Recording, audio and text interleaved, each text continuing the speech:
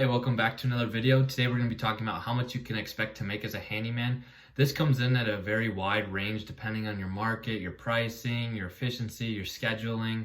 A lot of things go into it, but we'll just kind of give a general rundown. This should be a pretty quick video, kind of straight to the point, but yeah, we'll kind of get into it. So as an employee, you can kind of expect to earn around 36 to 40K. This kind of seems to be the going rate that I see in my area. I live in upstate New York, so I'm not in New York City or anything, not even near there. But this is kind of like the going rate if you see any ads around. Most of these do have some kind of benefit system. Not sure how good they are, but a lot of them do offer some kind of health insurance or some kind of maybe 401k options. A lot of these are for like big properties, like apartment buildings. Or like hotels, stuff like that. Some of the hospitals, I know a local hospital around here hires maintenance guys, and they're kind of like a handyman type deal. Not really with that title, it's just a maintenance worker, but it's kind of the same idea. You do a lot of anything and everything, and I know they make 15 an hour, so that'd probably fall maybe even a little lower below 36,000. Can't even speak, my goodness. So as a self-employed person, from my own experience, you can expect to make probably your first couple years around 30 to 60,000. That seems to be kind of lined up where I'm at. My first year was 2019, and that year I made around 25,000 roughly. That was my first year, and I was only charging 15 an hour back then. I had no idea what I was doing. Last year I hired my brother. He worked with me, and I was almost splitting 50-50 with him most of the year. And last year I made around 45,000. And this year I partnered with my brother, and I'm on track to make around 55-60,000 at the end of the year if things keep up the way they're going. So not a ton of money by any means, but I'd say this last year, the first 2 years I worked my butt off. Like, I was working like 12, 16 hours a day. Like on the job site, I would work till 2 a.m. some nights painting and like apartment buildings, stuff like that. Like there was no time off. Like I was working like crazy hours, and it's not maintainable at all. It's not, eventually you get burnt out and you hate it. So it's not worth it. This year, I've kind of taken a little more of a relaxed approach. I got married last July, so that's changed a lot of things as far as not working so late and trying to spend time with her. Now I got a baby on the way as well in November, so that's going to change things as well. So I'll be looking forward to seeing how that kind of changes the business. But I raised prices this year quite substantially. We're charging around like 100 an hour right now.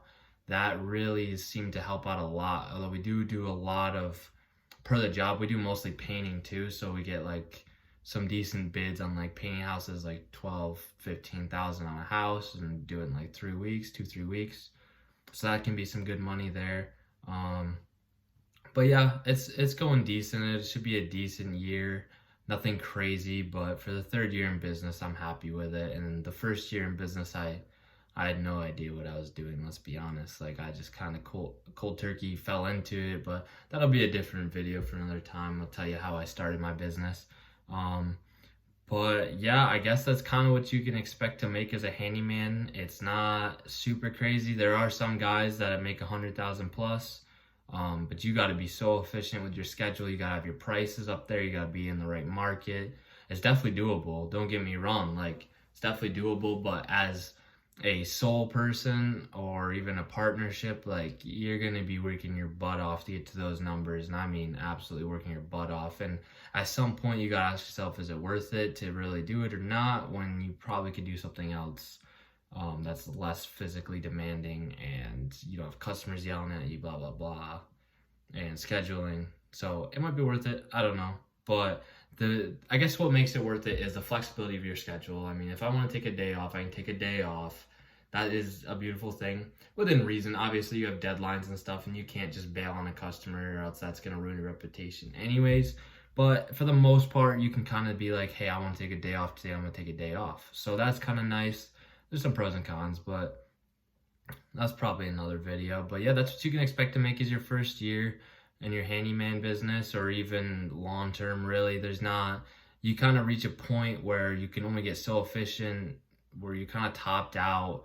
Your prices can only go so high where the only way to make money is to hire employees and get more work, and then you got more risk and more stress. And like I said, at some point, like some people are built for it, some aren't. So you just kind of got to figure that out for yourself. But yeah, I mean, you can definitely make a good 40,000 your first year starting out, and you can expect in a couple years probably to make around 60,000, which is not bad. Don't get me wrong. It's not a bad salary at all. Like, it's not bad, but there definitely, there could be better plays for you, but that's for you to decide. So this is a quick little video, kind of how much you can expect to make, and I hope it helps some of you out who are kind of thinking about getting into this field. And yeah, I just hope it helps you out. So if you like this video, maybe subscribe, give a thumbs up. Like I said, trying to post every day this month or for the next month, so we'll see if we can get things rolling here. But channel just is designed to help other handyman get their